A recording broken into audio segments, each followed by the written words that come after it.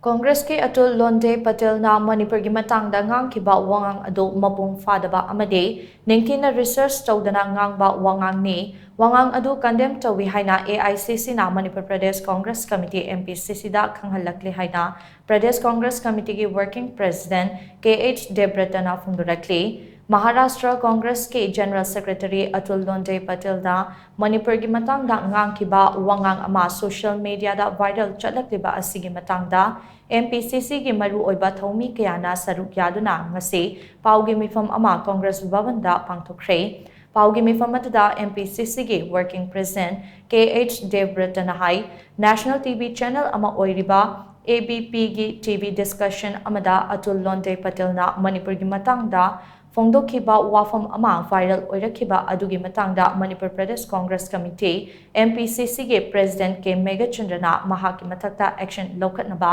AICC da complaint ama thangatke complaint adugi matung ina AICC nasu Atul Londhe na Ngangkhiba wafam adu mapung fadana amade issue asigi matangda ningthina research tawdana amade khangdana ngangba Wangang ni Haina Fongdokpaga loinana mahaki thawung adu condemn Toui Haina official oina Fongdorakhe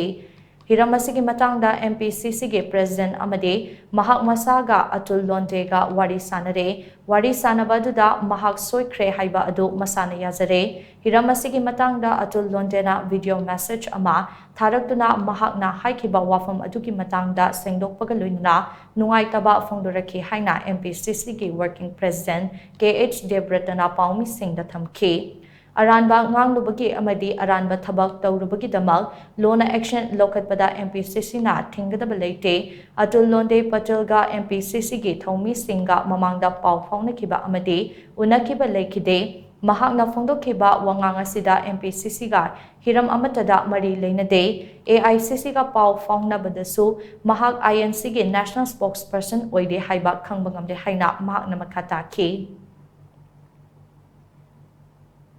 Akoina Atul Londhe su president su wari sare